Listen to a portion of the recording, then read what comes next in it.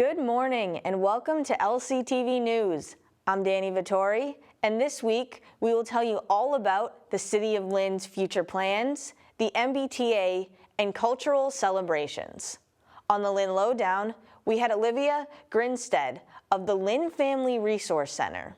Here is the news for Friday, October 14th, 2022.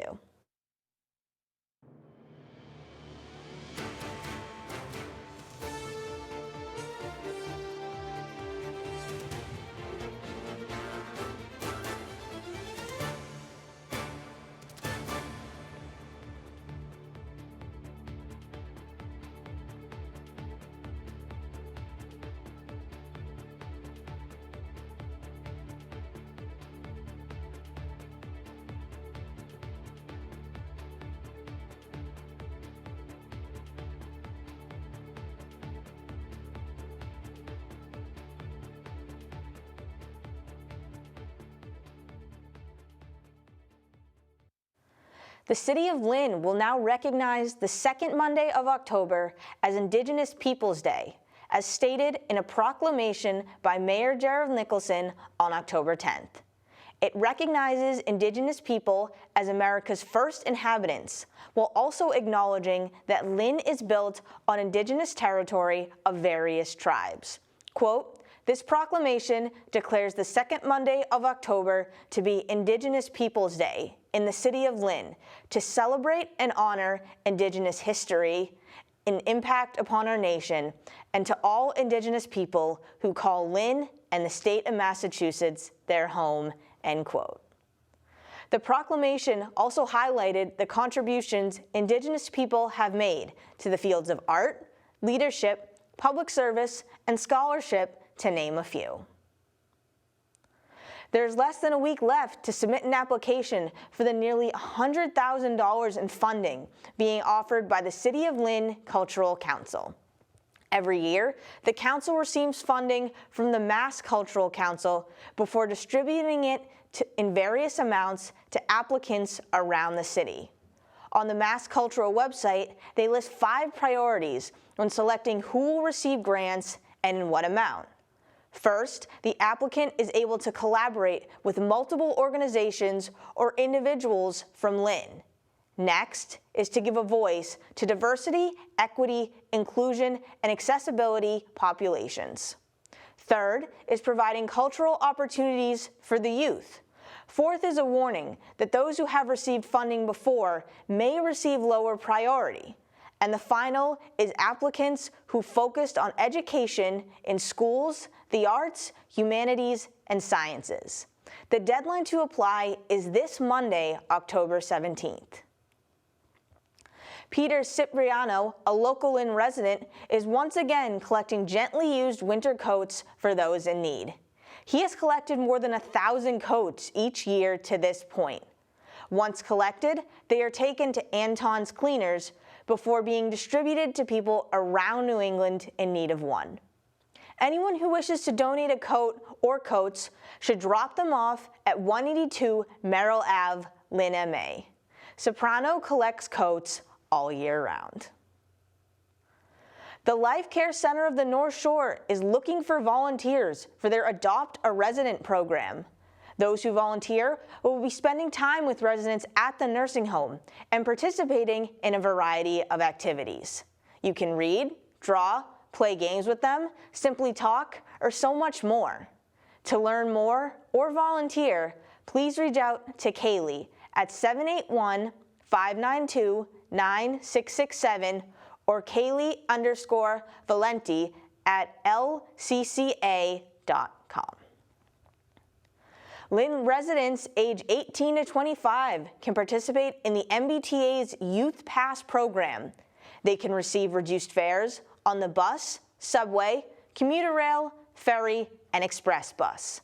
They get about a 50% reduced fare on one-way trips, as well as a $30 monthly link pass for unlimited travel on the bus, subway, and Fairmount Line Zone 1A stations. They can also purchase half-price tickets for the commuter rail on board or at the window. To qualify, you must live in a participating city, be between 18 and 25 years old, and enrolled in MBTA-approved benefits, job training program, or education. To learn more, head to our website, lyntv.org.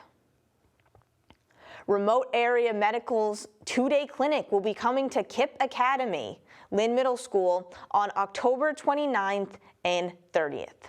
RAM is offering the event in collaboration with Avid's Hotel and KIPP Academy.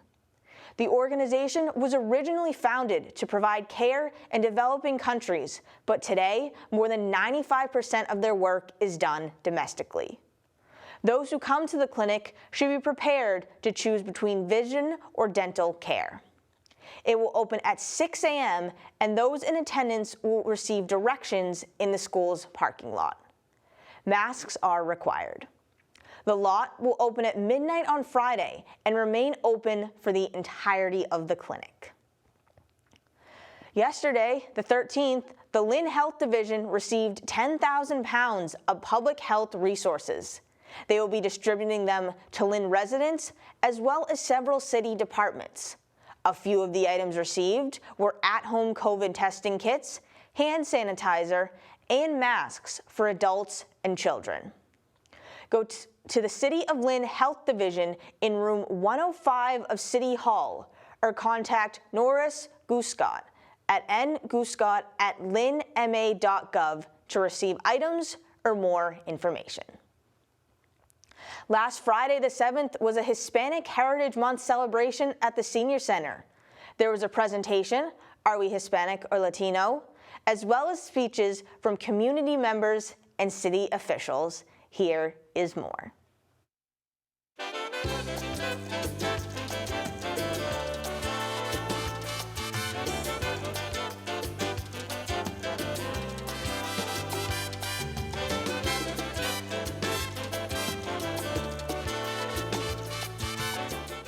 For being here today, for sharing this moment for us, because this moment belongs to all of us. This world is all about us. We belong together like this, united as one, having fun, enjoying each other's culture. Señores, el mundo es nuestro de todos. Good morning, everyone. Thank you all so much for being here. This is so exciting. What a great turnout. What a great party. I'm so thrilled to be celebrating our Hispanic Heritage Month. It's particularly important that we turn to our seniors to learn about the culture so that we all have the opportunity to pass on that heritage, that culture to the next generation, because one of the wonderful things about Lynn is that's been happening for generations and generations. And so we have folks here that are passing on culture that they've developed here in Lynn, and then every generation more, that culture is enriched and added with people that are joining us here in the city, and it's just a wonderful fabric that has been woven over the generations that you all are carrying forward. So, muchísimas gracias por la celebración, por la invitación, es un placer estar aquí y que disfruten esta gran fiesta. Gracias.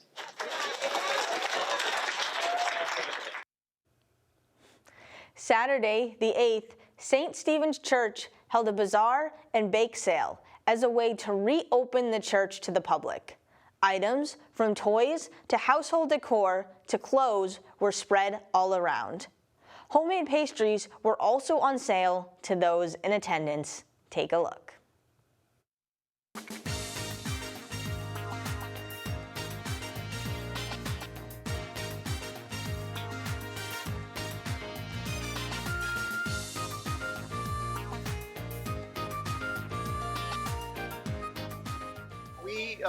Before pandemic, this church was having what they call a fall festival.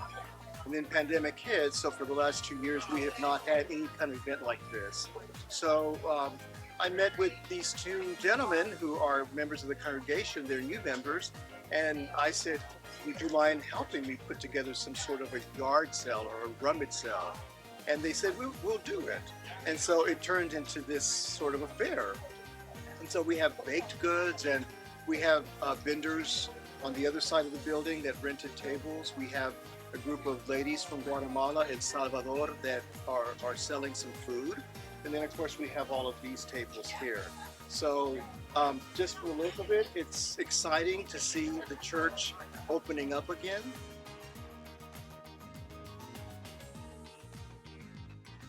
certainly this is a much needed event for us because fundraising really supports the work that we do here. We have an extensive food pantry. We're trying to get back on our feet, I think, like many churches are. And this is also bringing community together. It's bringing the neighbors out and about, and it's a beautiful day. And I think that's really what we want to also accomplish. Is it's not just a fundraiser, but it's bringing people together. That's important for us. Later on Saturday was the first basketball recovery tournament, organized and hosted by Lenny Pena. He created the event to spread awareness about drug overdoses and to honor those who have been lost. Here is a clip from the event.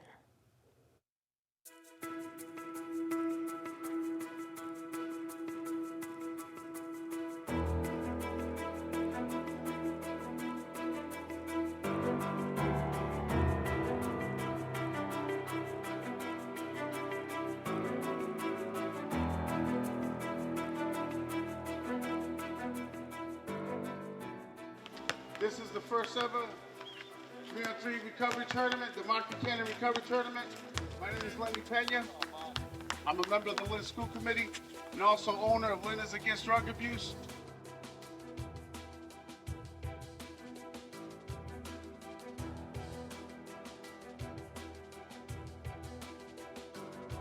So it doesn't mean you're here because you're not here, you're supporting the cause, and we all have a problem. We all gotta come together as a community because we're all people. We're all part of this. You know what I mean? So I appreciate you guys for coming down. Those who sponsored, I appreciate you. I'll send a list of names.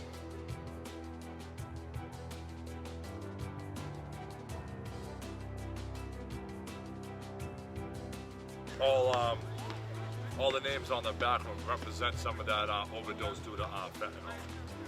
That's what all the names are. These are victims of overdoses. All of them, and all of them are from Lynn, Mass, with families. And our mission is to just get people together to bring awareness and prevention on substance abuse.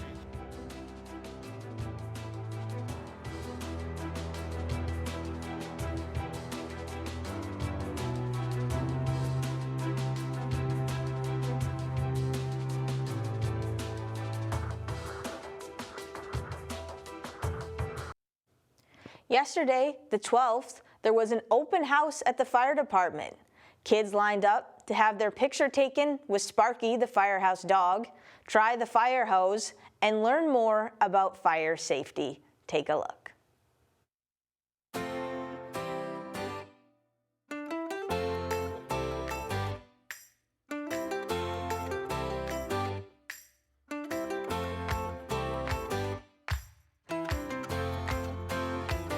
What we're doing here is Fire Prevention Week.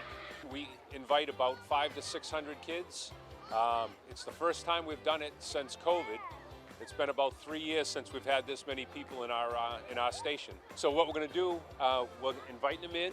We give them some helmets, some education on fire prevention, and then out back we're going to have some places you can squirt a fire hose. You can go through a house that looks like it's got smoke in it, and then you can practice your stop, drop, and roll. Fire Prevention Week is a time that we can bring attention to keeping the other people safe. So there are so many things that the homeowners can do.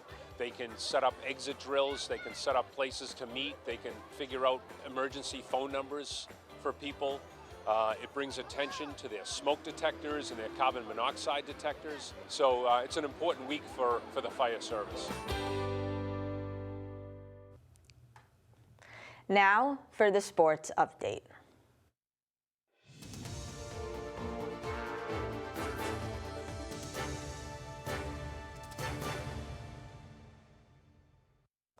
At the annual Lynn All-City Championship meet, the St. Mary's boys and Lynn Tech girls were victorious in the 2 varsity meets. All 5 Lynn high schools competed in the event. Siblings from St. Mary's, Kyle and Kelsey, finished first in their races. In the boys' race, English would take second, with 3 more St. Mary's runners completing the top 5. In the girls' race, it was more mixed, going St. Mary's, tech, English, tech again, and classical for the top 5. The Lynn Tech volleyball team also won 3-1 over Kipp Academy, moving to 6-6 on the season. The Tigers were then swept by Whittier 3-0. The Lynn Classical Rams golf team beat both Lynn English and Medford at a tri-match at Gannon Municipal Golf Course. English then beat Medford as well. The Classical girls soccer team gave Medford their first loss of the season, beating them 2-0. The Rams are now 9-2-1 and advanced to the state tournament with this win. The volleyball team defeated the Lynn English Bulldogs in 3 straight sets to move to 6-8 on the year and remain in playoff contention.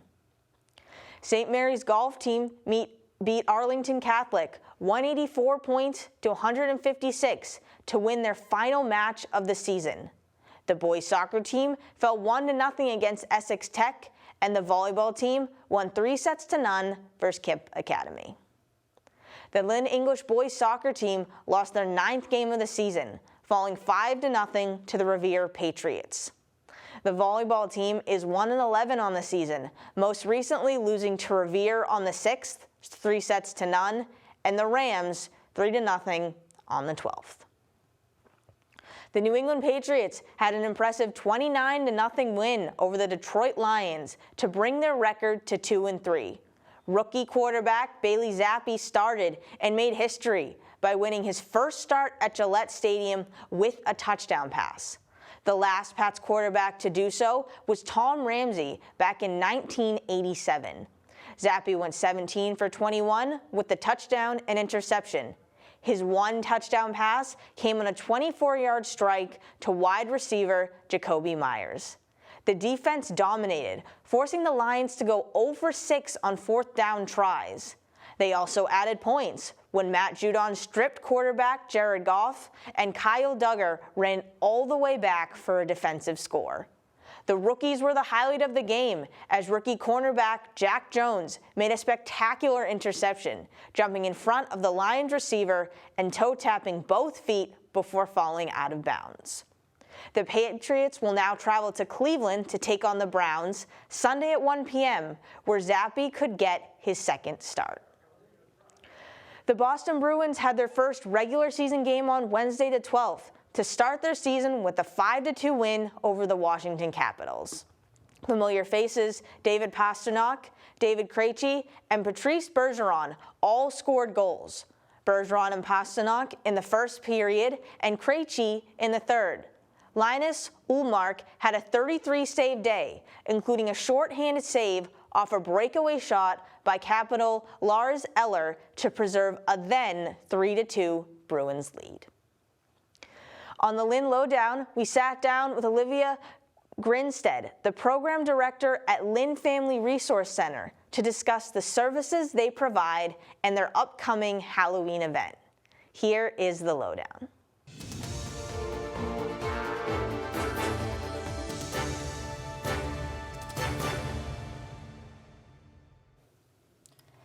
Good afternoon and welcome back to the Lynn Lowdown. I'm Dani Vittori, and today we have on Olivia Grinstead, the program director at Lynn Family Resource Center. Thank you for coming on the show. Thank you for having me. Of course. So the first thing I will ask is, can you tell us just a brief overview of the Resource Center, kind of what you guys do? Yeah, absolutely. So our Resource Center is mainly for like the community at large. We have no catchment area. We really try to help any family, any individual that needs resources. We have parenting groups, we do workshops, we have a indoor community closet and a diaper pantry where we can help families once a month with clothes, diapers. Sometimes we have formula. We have, I already said parenting classes. We also have monthly community events where we host it at our location. This month we're celebrating Halloween, so we're having a trick-or-treat event at our space. We've had our back-to-school events where we served over 200 families with back-to-school backpacks and school supplies. And we try to gear it towards whatever happening that month in the community. Makes sense to me. And as the program director, what do you do specifically? Like, what's your job day to day? For me, I'm just like trying to be a support for my team and making sure everything runs smoothly. I try to get as much grants, kind of look at the grants around the community, what's going on, trying to just kind of like what's going to best fit the community this month. Like, is there some type of program that I'm looking at that is like needed that I need to kind of like adjust our schedule for? So just kind of like running the day to day, like having people come in, making sure everyone's comfortable, safe. So that's kind of like hopefully what my job is, or like what I want my job to be. No, that sounds great. And how did you originally get involved actually with the Resource Center? I was actually a Master's of Social Work intern Really? Back in 2019. So I've been with the Family Resource Center for 3 years, officially work for them for about 2.5. But I started out as an intern getting my master's degree in social work at Simmons University. Oh, wow. So you did like climb the ranks. I did, Start yeah. here, I'm going to go up. Started from the bottom of like intern and just kind of like went position to position. No, that's awesome. That sounds great. And you mentioned before some of the events you have, like the support groups things. Do people have to like sign up for those? Is it walk-in? How would that work? All of our initial like services, like the community closet, resource information that we have for the entire Essex County, those are all walk-ins. And for our parenting groups, our workshops, it just kind of like depends on what kind of group. If it's an evidence-based like support group or evidence-based parenting class, we try to do pre-registration, and usually we put that out there monthly who's going to be running that group, and so you just have to email them, like the facilitator of that group, to sign up. But we usually do about 3 parenting classes every quarter, which is like every 3 months, and they usually run about 3 months each. Okay. And the parenting groups, they're for parents of all ages? Do you ever do ones more specifically for younger parents or older ones? Or? Yeah, we have an active parenting class for ages, like it's split up into 3 groups, ages 0 through 5, and then we have active parenting 5 through 12, and then active parenting of teens. So those are kind of split up. The other ones are kind of like more just in general parents. We have parenting journey. We do a nurturing fathers course. We do a nurturing families through recovery course, which we are currently working with the Project Cope through Bridgewell. Sorry, and we go there weekly and do a parenting class for nurturing families through recovery. That's awesome. So you collaborate with other groups too. Absolutely, we do our best to collaborate with anyone we can. We love to make sure that everyone is getting what they need. Mm-hmm. Yeah, exactly. And so for this month, since you said it's Halloween, do you want to talk about the event that you'll be doing, you said on the 28th? Yeah, on the 28th from 3 to whenever the candy runs out. We have decorated all of our offices with different themes. And we're going to have like all the kids in the community come at like 3, and we're just going to pass out candy, treats. We're going to try to collaborate with any like local dentist office to get toothbrush and toothpaste so that it's kind of like a little bit healthy. So we'll have like every room will have a different treat or candy, books. We have like just have them go around the whole thing and just have some fun in the community. No, that sounds like it would be a really fun thing. Yeah. And you mentioned too on here you're accepting, was it candy donations you said? Yeah, absolutely. We're accepting like any kind of like bags of candy, unopened of course, because we'll be serving lots of children. So definitely all the candy we can get would be great. So any kind of unopened candies. We separate them in the offices based on like what kind of candy they are. So we'll have a specific room for anybody who has peanut allergies. That'll be a specific room in general, so people will know ahead of time. This is the room for anyone who has peanut allergies. Don't go in there. So we have them separated. Yeah, don't go near the Reese's. Nope. Yeah. No, it sounds like it would be a really fun event though for the kids, getting them to go and do like it's a style of trick or treating that's a little different. But you know it's safe. You know it's controlled. Do you know what your office's theme is going to be, like your specific office? My theme is kind of like slasher flicks. So not too gory because it's for children, but like just kind of like, I think I'm gonna be Ghostface, like a kids-friendly version. Yeah, kid-friendly. Yeah, we have like one of our family support worker is gonna, like Kelsey, she's going to have a psychic kind of tarot kind of vibe. Our admin is gonna be witchery. So like one of them's forest. Our assistant program director, Dani, she's gonna have like a haunted forest kind of theme. So it's kind of just. I love that. They're basing it off their costumes too. So. Oh, okay. So they chose the costume, and then what is this? What fits with this? Yeah, absolutely. Well, that does. That sounds like it would be a really fun time. And branching off that a little bit, you mentioned the community closed diaper closet. Do you want to talk a little bit more about that? Because that's a year-round Yeah, thing? yeah. We started that, myself and my family support worker, Kelsey, we kind of like put our heads together and like, what is something that is being asked of us, like during COVID, that was like our main like ask and need was clothes, diapers, like where can we go? Where are we able to get this stuff from? Because we're kind of like financially, COVID hit a lot of families financially, so it was just like a small thing that we were able to like, hey, let's have a room or an area where we can have diapers and clothes available to the community as much as possible. So we collaborate with Community Giving Tree and allowing us to keep clothes and the community for clothes donations, to keep it running and keep it coming. And it's once a month right now. Hopefully we'll be able to get like any donations are welcome for clothes, or diapers especially. But we want to keep it growing because it's so beneficial to this community. We serve probably about 80 to 100, depending on the month, of families monthly, with diapers, clothes, formula. We've even been able to do some baby items with people who've donated to us, help people with strollers, bassinets, car seats.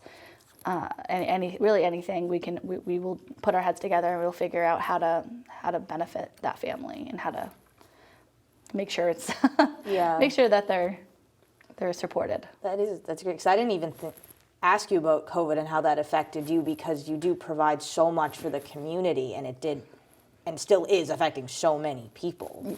Yeah. It definitely is. We were open during COVID. I think we stopped.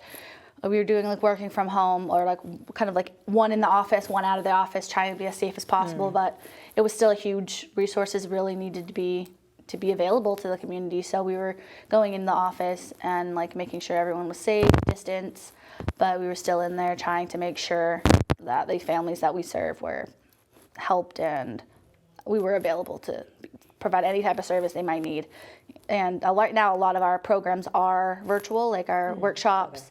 Our parenting classes, our workshops, those are all right now kind of like hybrid, virtual, and available in person, depending on who signs up, who registers. We kind of want to gear it towards who we're serving.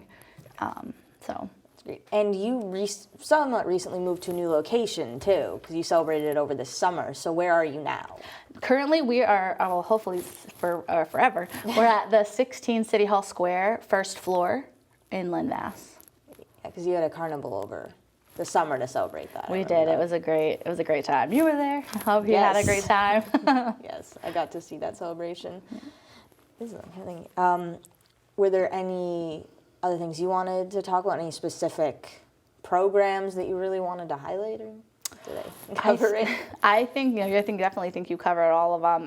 We love to do anything with the community. So if the community has any requests, like regarding classes, programs, workshops, please, my email is going to be in the information. So email me, let me know. We want to make sure we're gearing our program to the community it serves. So if there's something that we can do to better help the community, we definitely want to be aware and want to make that known that we are open and wanting to serve everybody and as fair as possible. And if you do want to like serve your community as well, we are accepting donations for gently or new clothes, or like clothes, any kind of like any diapers. Diapers are a huge need in the community.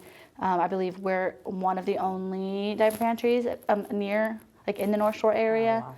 Unfortunately, well, fortunately for Lynn, but unfortunately that it's so little and in between. But we are accepting donations for like diapers and wipes, and would love to just put our name out there more and let people know that we're here to help you, and we can definitely gear what we do to anybody in the community. Great, sounds awesome, and I want to thank you again for coming on to talk about the Family Resource Center. Sounds like it's a great organization. Thank you so much, and thank you so much for having us. Oh, well, me. Of course. Yes, of course. And once again, I'm Dani Vittori. This has been the Lynn Lowdown. Please join us again next week for more guests.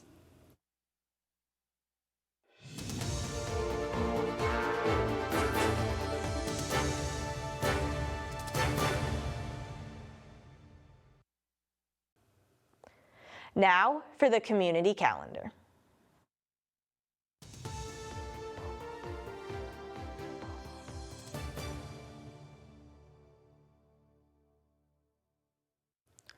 Next Saturday, the 22nd, there will be a Pine Hill Craft Fair.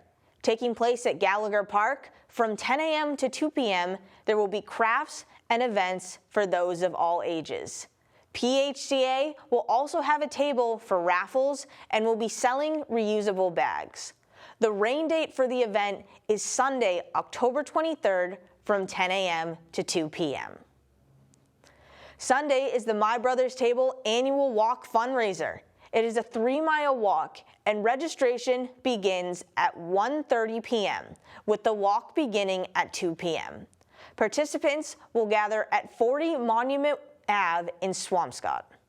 Since MBT served its 6 millionth meal earlier this year, the walk will be called the 6 Million Meals Walk. All those who walk will also be entered into a raffle to win a $250 Amazon gift card. The monthly Brown Bag Project takes place on the third Friday of every month and will take place this month on Friday, October 21st from 9 to 11 a.m. The Greater Lynn Senior Center, in collaboration with the Greater Lynn Food Bank, will be distributing bags of food at 8 Silsby Street in downtown Lynn. Mask wearing is required. In order to qualify, you must be over 60, be eligible for an assisted living program, and be pre-qualified through an application process. To learn more about the events listed and all events on the community calendar, go to our website, lyntv.org. That is all for this week's news. Follow us on social media at Lynn Community Television to stay up to date on all the latest news and events. Also, please subscribe to our YouTube page, Lynn Community Television, and visit lyntv.org for videos, press releases, and event updates. I'm Dani Vittori. This is LCTV News, and we will see you again next week.